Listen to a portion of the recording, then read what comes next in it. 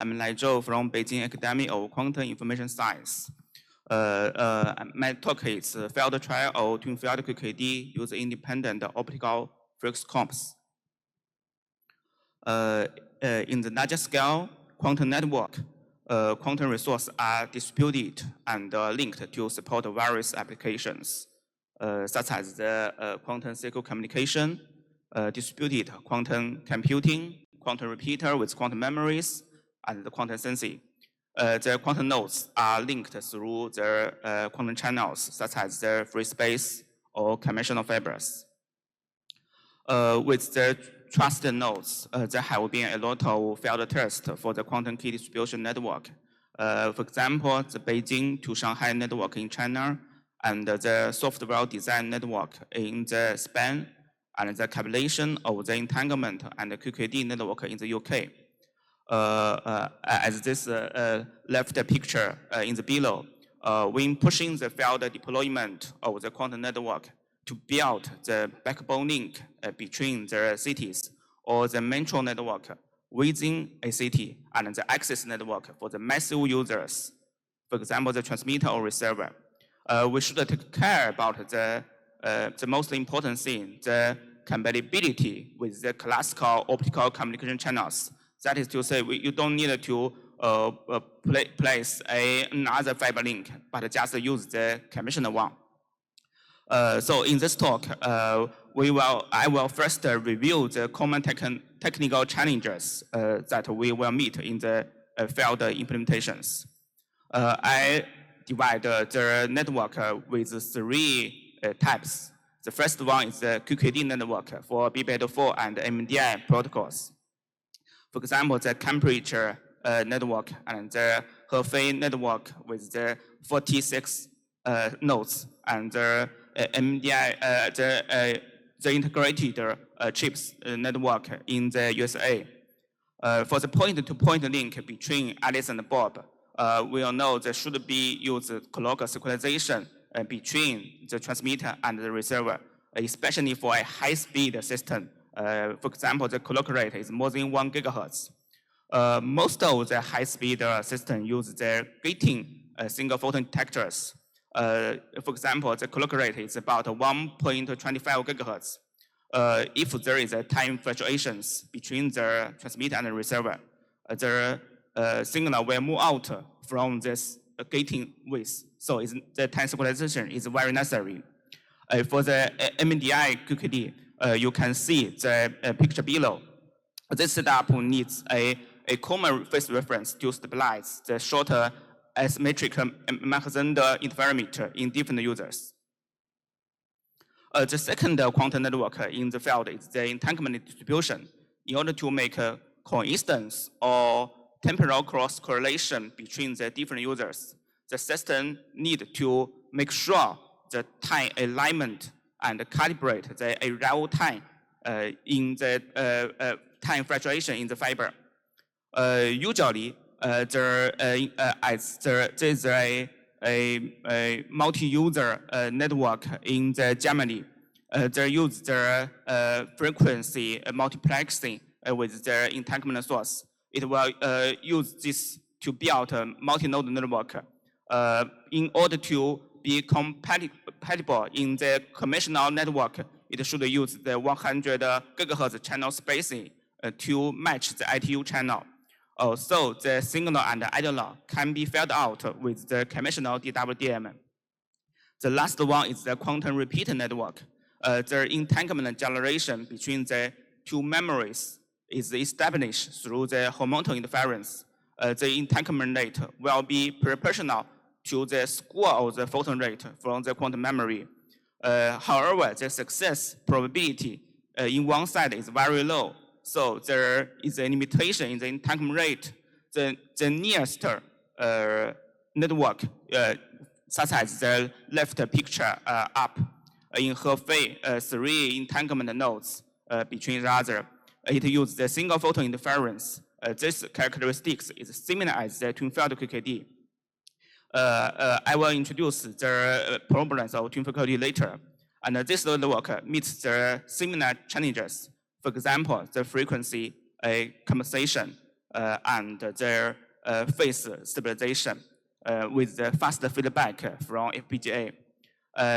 Lastly, most of the solid bit system, the photon is in the visible light band.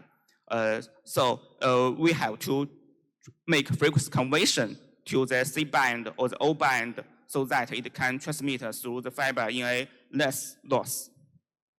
Then we can make a comparison for the different kinds of networks in the field.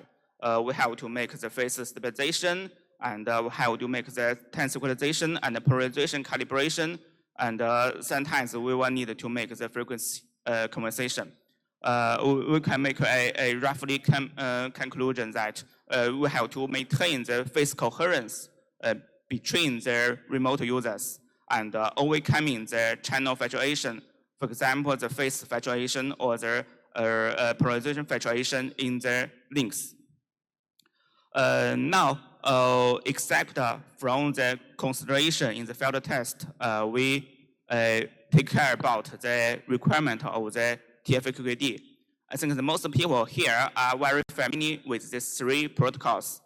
The B-Beta4 and Brasa has gave a very nice talk in last night. And the MDI QKD to overcome the attack in the detector, and the tuned-field QKD use the single photon interference to push it to the longer distance. But the tuned-field QKD should to make should to have the phase locking between the two remote users. So it's this big challenges. Additionally, because of the square root scaling of this tuned-field QKD, it can overcome the transmission loss beyond 500 kilometers and even push it further to 1,000 kilometers. I think yesterday afternoon, the tutorials, Yang Liu has showed the details about the phase stabilization method to us. So I will not go to the details. The main concept is that the phase drift is coming from the metro frequency offset between the two remote users and the phase fluctuation in the hundreds of kilometers fiber. This is a huge Mach-Zehnder interferometer. There's 4 papers marked with the red color all failed trial TF-QKD, and we will make a comparison then. Let us focus on the architecture or the setup for the whole system. For the failed trial in Italy, with the help of FluxComb, one sensing net is sent through the center. It will use to monitor the phase fluctuations in the fiber. And one reference light is also transmitted from this center over the service fiber to the two communication users, Alice and Bob, to lock the two seed laser to the same frequency. Actually, this kind of closed configuration is a kind of frequency dissemination with the service fiber has some shortcomings. It will need the EDFA and more fiber resource. And this supporting link will be a loophole, induce the security issues. Some people may remember this MPG quantum information paper in last year in the Vigo, and ANSI has showed the details to others. Lastly, the closed configuration will make the topological structure very complex. You can see the picture in the right column. Now, when we try to align these two users between each other, so it will not suitable for the scalability in the larger scale quantum network. 2 years ago, our group proposed the open channel architecture. That is, we use two independent ultra stabilizer, and we use the electronic optical phase comps to calibrate the phase offset, the frequency offset between the two lasers, and then make the dual band phase stabilization.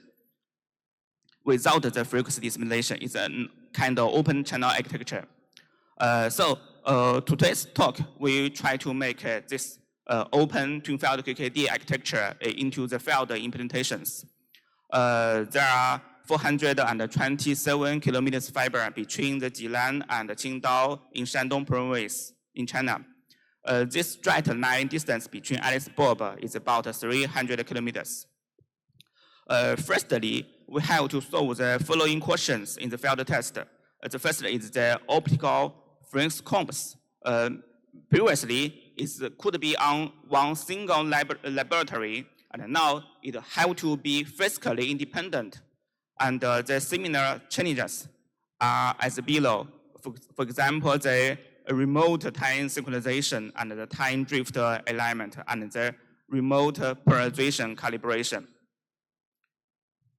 I will show the details for our experiment. Firstly, the first step, all the system have to be packaged and transported from Beijing to Jilan. It's about 400 kilometers. There may be 20 or more books, and we make the system work together in Jilan. The step 2.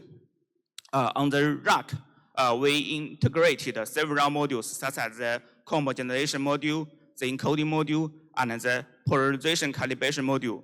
Then we transport the Chinese equipment to Mazhan, the measurement node in a village, and the transport Bob's equipment to Qingdao, the building of the channel unit. You can see the two ultrasonic one is in the Jilan Institute, the other is in the data center. I must emphasize that in the data center, we have to put everything in a small cabinet, and the ultrasonic is from stabilizer system. The size is smaller. Okay. And the memory node is in the Mazhan. The SNPD is inside.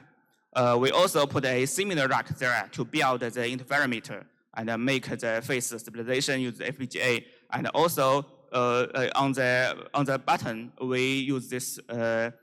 We distributed a clock from Charlie to Alice and Bob. I will show the details in the following. There are 4 positions to reconnect the fiber link, so we can use this location to check the channel loss there and make amplification for the timing signal in the classical channel. This picture shows the basic setup of the whole system. Alice Bob generates the optical phase comps independently and make a quantum signal modulation and then inject into the repetitive quantum channels. Charlie uses the DWDM to divide different signal to its corresponding detectors. The upper part is the incoherent measurement unit, and the below part is the coherent unit. The reference net and the quantum signal will make interference on the coherent measurement unit. We emphasize that each electrical optical phase comp is generated with one phase modulation, and a microwave at a 25 gigahertz is referenced to a local Rabidon clock of an frequency accuracy of 5 multiplied 10 minus 11. It's a frequency accuracy, and it will have impact on our phase stabilization. I will show that later. Each of these laser is locked to a high finesse cavity to have a sub-hertz bandwidth. Use the PDH locking technology. We choose 3 lines: the lambda C, lambda Q, and the lambda T. Both of all they are in the ITU grid. There is a larger gap between the quantum light and the reference light, 100 gigahertz, to avoid the crosstalk. The lambda T signal is covered into 10 megahertz, 15 nanosecond pulse, and use it as the time reference for Charlie. The lambda C light is a continuous wave and serves as the strong channel reference. For the lambda q, the carry quantum signal, the block length is 200 nanosecond. The first 100 nanosecond will include a train of quantum pulse with a 300 pulse width at a 1 gigahertz clock rate. And the remaining 100 nanoseconds has a broadened pulse at a 70 nanoseconds width, same as the weaker quantum reference. So the effective clock rate is about 500 megahertz. Now we have to solve a lot of problems in the drift compensation. And the firstly is the frequency drift compensation and the phase stabilization. And the secondly is the timing compensation. Lastly is the polarization feedback. I have to emphasize that we put the polarization feedback in the transmitter because it can decrease the propagation loss in the receiver. We can minimize the count rate in the detector D2 and DC to calibrate the polarization for the lambda C and lambda Q. Now we focus on the phase stabilization. The detector C monitors the interference result of the lambda C, and the FPGA gets the feedback very fast and drives the phase modulation in one end of the interferometer. Simultaneously, there is a fiber strength in the other end of the interferometer, and we can get the detector from the get the count rate from the detector 0. Another FPGA drives the fiber strength to make the final phase compensation for the quantum signal, the lambda Q. Before the phase stabilization, we have to make the frequency alignment. I think it's a little bit trickier for our experimental setup. Firstly, we have to we use this analyzer spectra to make a chorus alignment.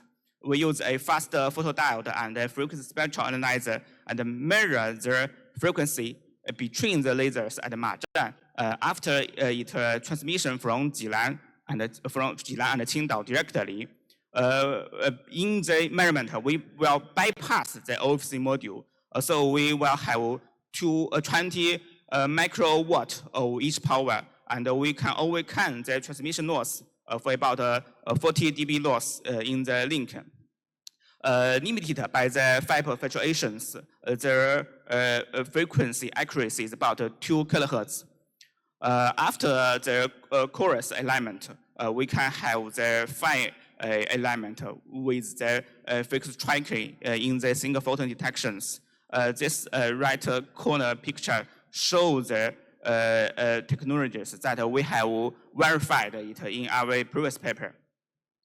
And we can overcome, lastly, we need to overcome the frequency drift. Yes, there's two different kinds of ultra-stable lasers from the Malin system and from the stable laser system, and it will have a linear drift rate of about 2 kilohertz per hour. And we put a LM in between, and there is a compensation shift in the LM's driving frequency. And we can also monitor the frequency offset with our phase stabilization module. So totally, we can decrease the frequency offset below 300 Hertz in 20 hours. Then we make the dual-band phase compensation. Without this locking, and we can see that the fiber length fluctuation will cause a very rapid and random drift about a standard deviation of 16,000 radians per second.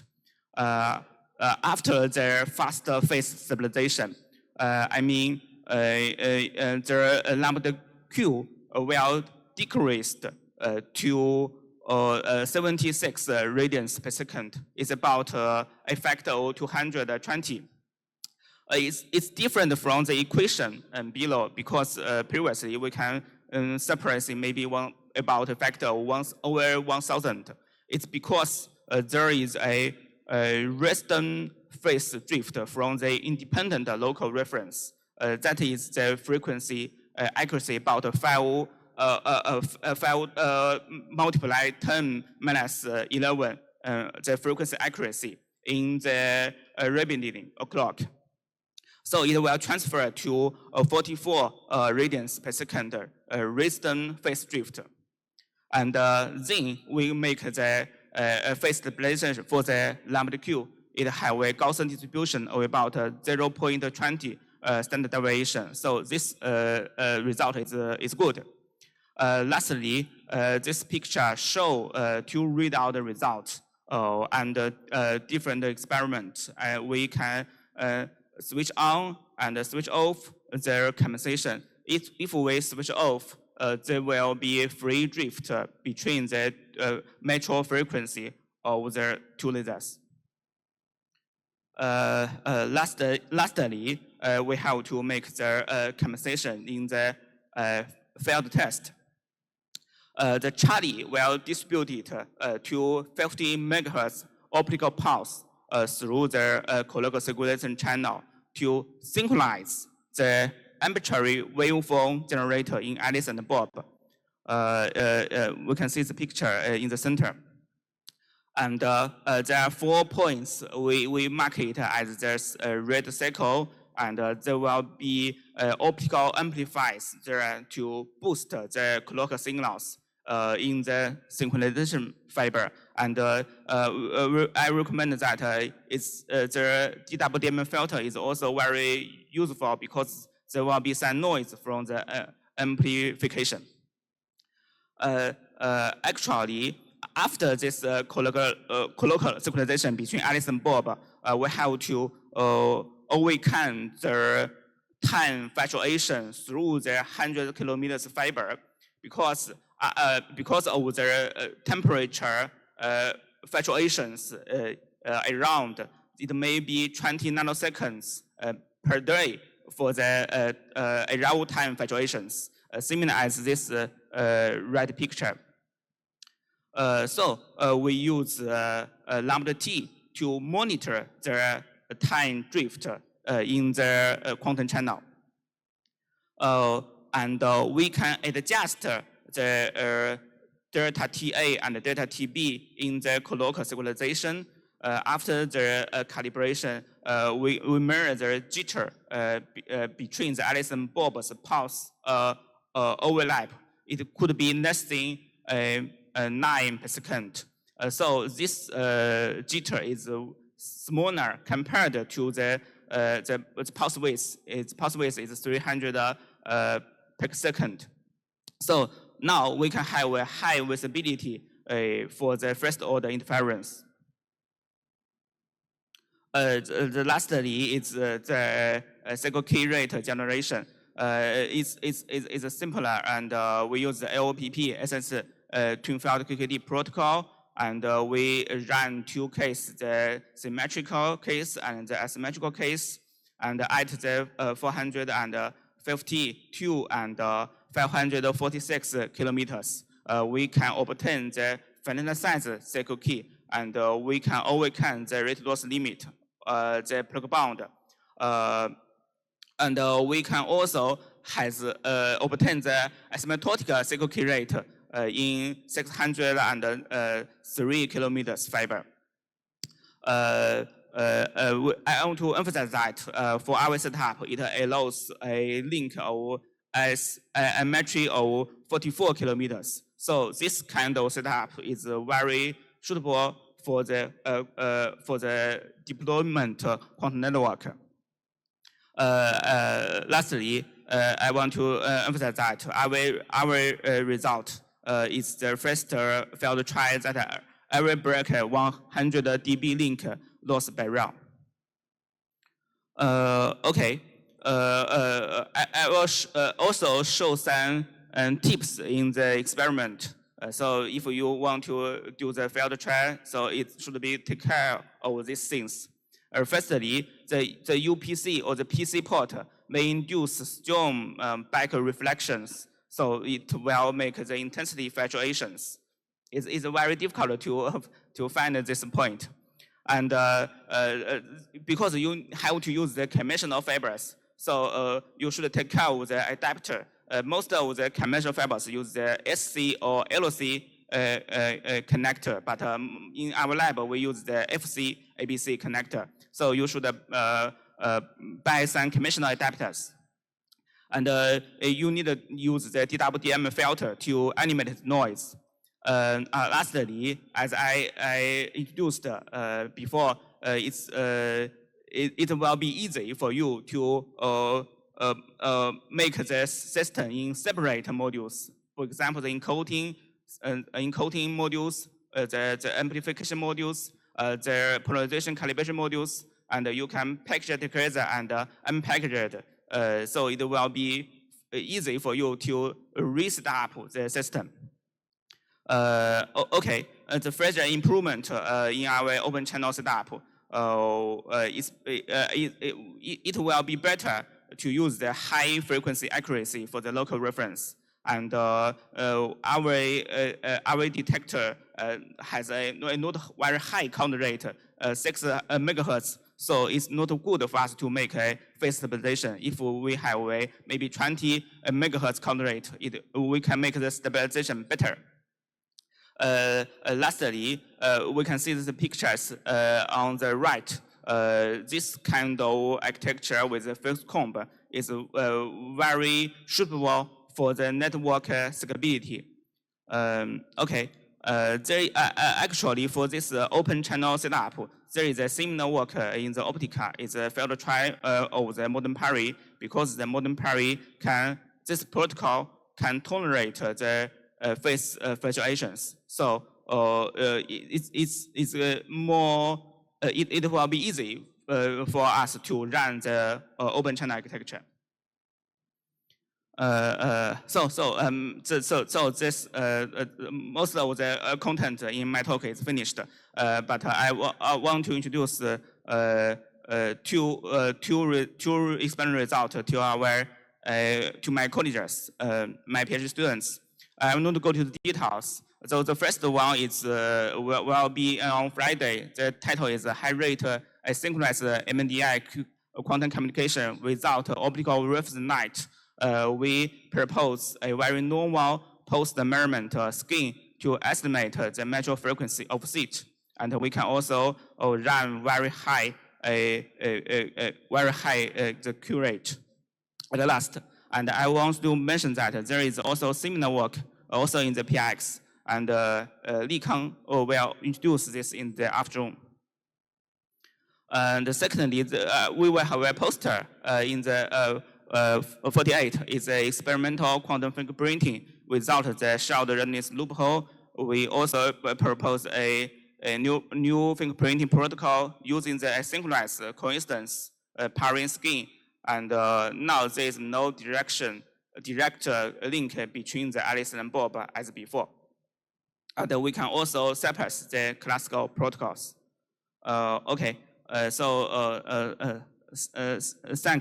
for everyone, and thanks for the foundings. 就是志良 is our group leader, and also thank the G-Line student and USTC for the support of our field trial experiment. Thanks Qiang Zhang for their organization, and Yang Liu and Hao Dong and Ma Di and Jiu Peng Chen for their support in our experiment. And also thank Xiangbin Wang and Cong Jiang for the theory, and Li Xinliu for the detectors. Okay, thank you.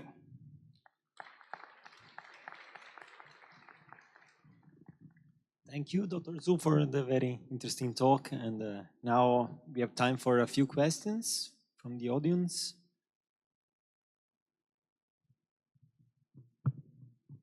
Hi.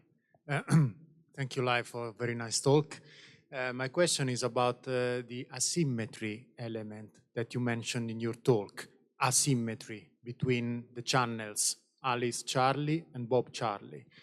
So what is the challenge when you have asymmetric channels and why mode pairing MDI-QKD is better than TF-QKD in that case? Okay.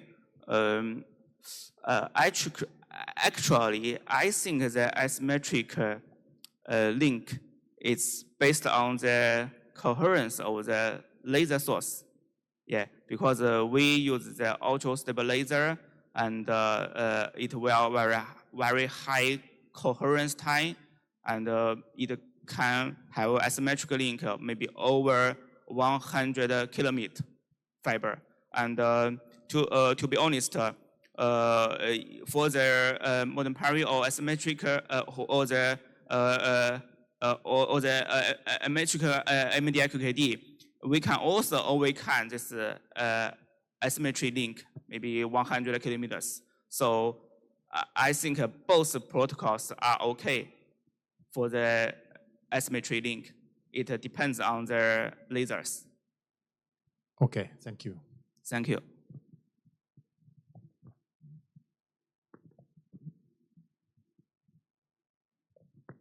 Yeah, thank you for the great talks. So just if I understood that correctly, you've essentially got a frequency comb and you use one signal for timing, one for classical communication, and one for quantum communication. Can you use multiple combs for the quantum twin field QKD and just use one timing synchronization? You mentioned that there are 3 wavelengths in my setup, and what was the following question? So can you basically use the other frequency lines in order to do twin field QKD, and are they all basically just similarly synchronized by the one timing pulse? Okay. Actually, you have to separate the 2 wavelengths. Yeah, because for the timing signal, if it's, the wavelength is too close to the quantum signal, it will induce the crosstalk. So we have to separately, maybe 15 gigahertz or 100 or more than 100 gigahertz. Because mostly commercial DWDM, the space is about, the bandwidth is about 100 gigahertz. Yeah, so the filter will be better. Okay, thank you. Thank you. Are there other questions? If not, let me. Can you describe what is the technique that you use for the polarization compensation for the 2-channel? Okay, so I think it's a very classical one. We use how to say, it's kind of we just monitor the detectors, the count rate in the detector, and use a kind of algorithm to decrease the count rate in the idle port from the polarization beam splitter, and maximum the count rate in other port. So it's kind of traditional algorithm. Yeah. Okay, thank you. Thank you.